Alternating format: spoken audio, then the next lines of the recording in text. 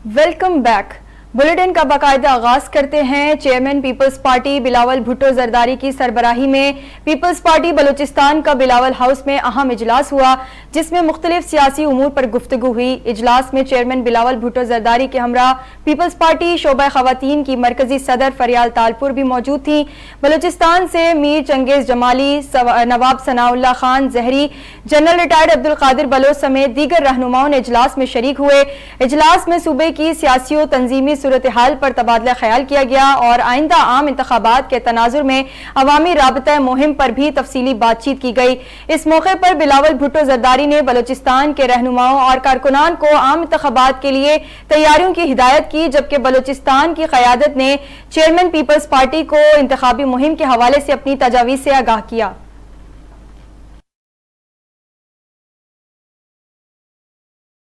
मुस्लिम league के रहनुमा राना सनाउल्लाह ने कहा है कि मईशत की बहाली के लिए -9 मई पीटीआई वालों से बातचीत के लिए तैयार हैं। मुझे यकीन तो नहीं है, लेकिन शोबा है चेयरमैन पीटीआई को जेल में दवाई मिल रही। मॉडल टाउन लाहौर में मीडिया से गुफ्तगू करते हुए राना सनाउल्लाह ने कहा है कि नवाज शरीफ के इंतखाबात में हिस्सा लेने पर कोई कानूनी रुकावट नहीं है और वो ज़िमनी नहीं बल्कि जनरल नशिस्त पर इलेक्शन लड़ेंगे। नवाज शरीफ जल्द चौधरी शुजात समेत दीगर सियासी जमातों के कायदीन से मुलाकातें करेंगे। साबिक वजीर दाखिला ने कहा कि हाथी के पांव में सबका पांव है। नवाज शरीफ कायद हैं और कायद रहेंगे। शहबाज शरीफ पार्टी सदर रहेंगे। आसिफ जरदारी को हक है कि लाहौर के वजीर आजम का रास्ता रोकें और लाड़काना के वजीर आजम की राह हमवार करें। राना सलाउना ने कहा कि फराह गोगी करप्शन 2+2 वाला मामला है, पहले भी सबूत अवाम के सामने रखे। फराह गोगी को बैरून मुल्क से वापस लाने का मुल्की और गैर मुल्की कानूनी तरीक़ेकार है, इस पर तहकीकाती इदारे काम कर रहे हैं। पाकिस्तान पीपल्स पार्टी के सीनियर रहनुमा और साबिक वजीर आला सिंध मुराद अली शाह के बेटे की गाड़ी हादसे का शिकार हो गई। हादसे के दौरान तेज रफ्तारी पर गाड़ी जीप ट्रैक पर उलट गई। गाड़ी में मुराद अली शाह के फर्जंद जहीर, शिराज शाह और साथी सवार थे। वाक़े में 2 अफराद जख्मी हो गए, जिन्हें मुल्तान के निजी अस्पताल मुंतकिल कर दिया गया। हादसा लिया के मुजारा खैरेवाला के करीब पेश आया। जहीर शिराज शाह मुजफ्फरगढ़ से जीप ट्रैक के जायजा के लिए लिया आ रहे थे जब हादसा पेश आया। हादसा जीप रैली के मिड पॉइंट से 10 किलोमीटर के फासले पर पेश आया।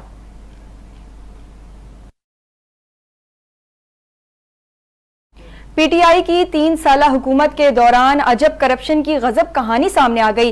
साबिक वजीर आजम चेयरमैन पीटीआई की फ्रंट पर्सन के तौर पर काम करने वाली फराह गोगी की करप्शन की होशरुबा दास्तान मंजर आम पर आ गई।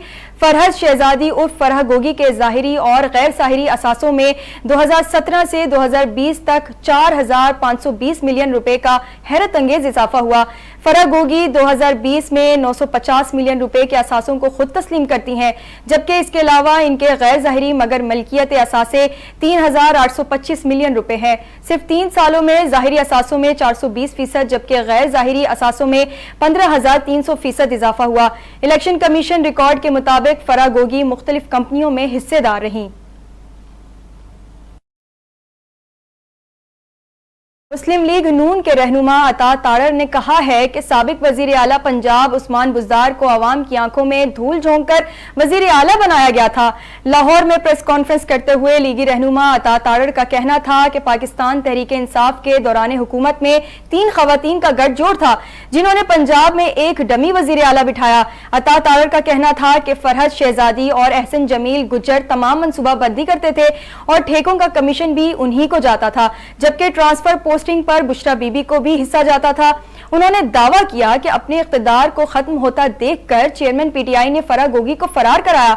फराह गोगी गिरफ्तार हो जाती तो चेयरमैन पीटीआई के सारे पोल खोल देती।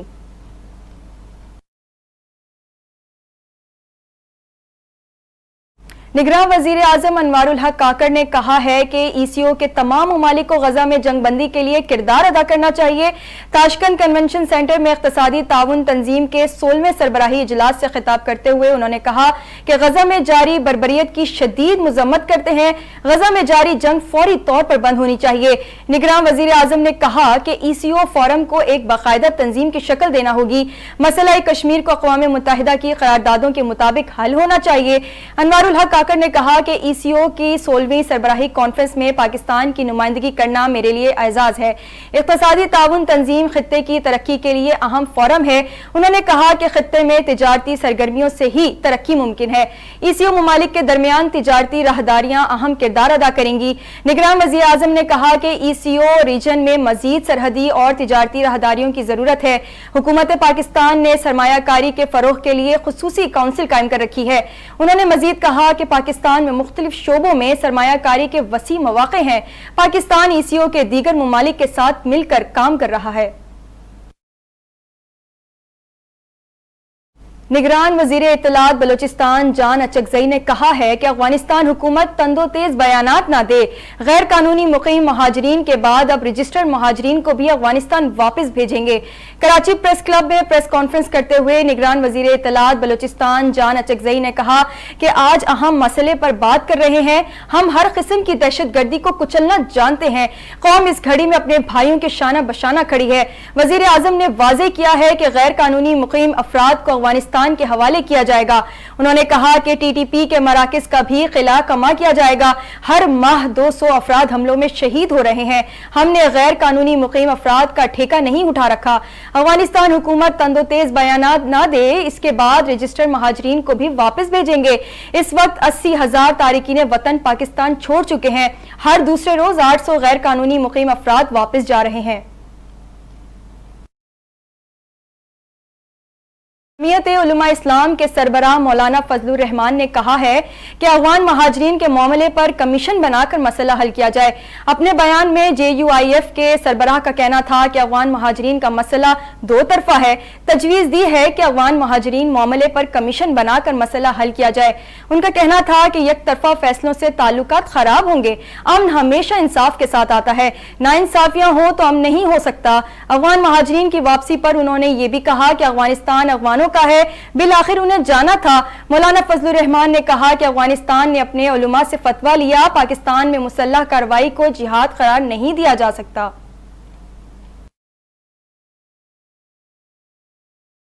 لودھرا میں تیز رفتار ٹریلر کی موٹر سائیکل رکشے کو ٹکر سے میاں بیوی اور بچوں سمیت ایک ہی خاندان کے 7 افراد جاں بحق ہو گئے۔ پولیس کے مطابق یہ حادثہ لودھرا میں چیک نمبر 100M کے قریب پیش آیا۔ حادثے میں 2 افراد زخمی بھی ہوئے ہیں۔ لاشوں اور زخمیوں کو قریبی اسپتال منتقل کر دیا گیا ہے۔ جاں بحق افراد کا تعلق ایک ہی خاندان سے ہے۔ پولیس کا کہنا ہے کہ ٹریلر کو قبضے میں لے کر ڈرائیور کو گرفتار کر لیا ہے۔ پولیس کی ابتدائی تحقیقات کے مطابق تیز رفتار ٹریلر نے اوورٹیک کرتے ہوئے رکشے کو ٹکر ماری۔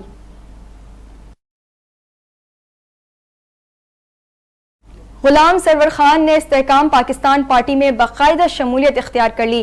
ٹیکسلا میں ایک خصوصی تقریب کا انعقاد کیا گیا جس میں پیٹرن ان چیف استحکام پاکستان پارٹی جہانگیر خان ترین اور صدر عبدالعلیم خان نے شرکت کی، جبکہ اس موقع پر سابق وزیر اعظم وزیر غلام سرور خان نے اپنے گروپ کے ہمراہ پارٹی میں باقاعدہ شمولیت اختیار کی۔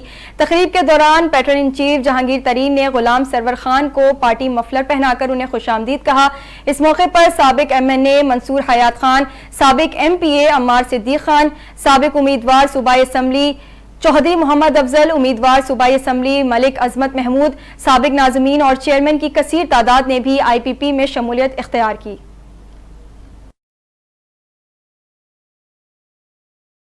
چیف جسٹس آف پاکستان نے اپنے کئی انتظامی اختیارات رجسٹرار کو تفویض کر دیے۔ اس حوالے سے نوٹیفیکیشن بھی جاری کر دیا گیا ہے۔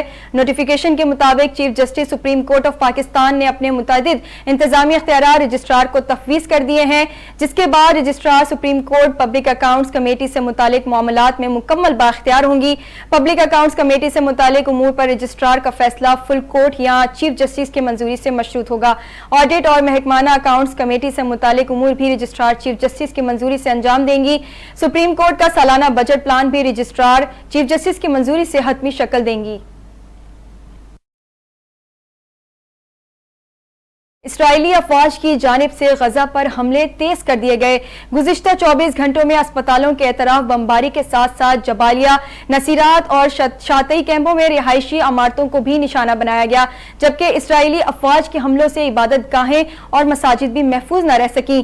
غزہ میں اسرائیلی طیاروں نے جان بچانے والے طبی سامان کے قافلے پر بھی حملہ کر دیا اور خان یونس میں اسرائیلی بمباری سے 2 مساجد شہید کر دی گئیں۔ गुज़िश्ता 24 घंटों में इसराइली जारियत का निशाना बनकर 300 फलस्तीनी शहीद हो गए, जबकि 7 अक्टूबर से अब तक इसराइली बमबारी से शहीद फलस्तीनियों की तादाद 10,569 से जायद हो गई। फलस्तीनी वजारत सेहत के मुताबिक अब तक इसराइली बमबारी से शहीद होने वाले अफराद में 4,324 बच्चे, 2,823 खवातीन और 649 मौमर अफराद भी शामिल हैं। दूसरी जानिब गजा पट्टी के आधे से ज्यादा अस्पताल नाकाबिल इस्तेमाल हो गए, जबकि अक़दस अस्पताल में ईंधन खत्म होने के करीब पहुंच गया। निगरान वजीर आजम अनवारुल हक काकड़ ने इक़्तिसादी ताउन तंजीम के 16वें सरबराही इजलास के मौके पर अज़रबैजान के सदर से मुलाकात की। दोनों रहनुमाओं ने दो तरफा ताल्लुकात, खुसूसन दो तरफा तिजारत, दिफा और तवानाई के शोबे में हालिया पेशरफ्त का जायजा लिया। दोनों ममालिक के दरमियान बरादराना ताल्लुकात का जिक्र करते हुए वजीर आजम ने अज़रबैजान एयरलाइन की पाकिस्तान के लिए बराह रास्त फ्लाइट ऑपरेशन के ऐलान का खैर मकदम किया और इसे कारोबार, सियासत और लोगों के दरमियान तबादलों को बढ़ाने के लिए एक मस्बत पेशरफ्त करार दिया। वजीर आजम और अज़रबैजान के सदर ने इस्लामोफोबिया और मौसमियाती तब्दीली समेत दीगर मुश्तरका चैलेंजेस, इलाकाई ताउन और इज्तिमाई खुशहाली को फरोग देने के लिए ECO के अहम किरदार पर तबादला ख्याल किया। दोनों रहनुमाओं ने गजा में इंसानी बहरान और भारत की गैर कानूनी ज़ेर तसल्लुत जम्मू कश्मीर में भारतीय मुजालिम की ताज़ा तरीन सूरत हाल पर भी तबादला ख्याल किया। निगरान वजीर आजम ने अज़रबैजान की खुद मुख्तारी और इलाकाई सालमियत, बिलखसूस काराबाह के हवाले से पाकिस्तान की गैर मुतज़लज़ल हिमायत का भी इआदा किया। मुस्लिम लीग नून के रहनुमा मियां जावेद लतीफ का कहना है कि आप कहते हैं फास्ट ट्रैक पर नवाज शरीफ को इंसाफ मिल रहा है। अगर कोई मुजरिम है तो सजा मिलनी चाहिए ताकि पता चल सके कौन मुल्क का खैर ख्वाह है। इंतखाबात से पहले नवाज शरीफ और चेयरमैन PTI को इंसाफ मिलना चाहिए। जावेद लतीफ ने लाहौर प्रेस क्लब में प्रेस कॉन्फ्रेंस के दौरान कहा है कि मुझे कोई ये समझा तो दे कि आज हो क्या रहा है। क्या आप ये समझते हैं कि तरीक़ेकार ये है कि व्हाट्सएप पर कमीशन बने? जावेद लतीफ ने कहा है कि दहशतगर्दी की मंसूबाबंदी करने वालों के साथ सदर रहे हैं। कहते हैं कि चेयरमैन PTI का वर्कर रहा हूं। जो कुछ 9 मई के मास्टरमाइंड ने किया तो वो ठीक था, तो अब क्या समझूं? जब तक मुल्जिमान को कटहरे में नहीं लाएंगे इंसाफ नहीं होगा। उनका कहना है कि 9 मई के पौधे की परवरिश का मतलब पाकिस्तान की ईंट से ईंट बचाना है।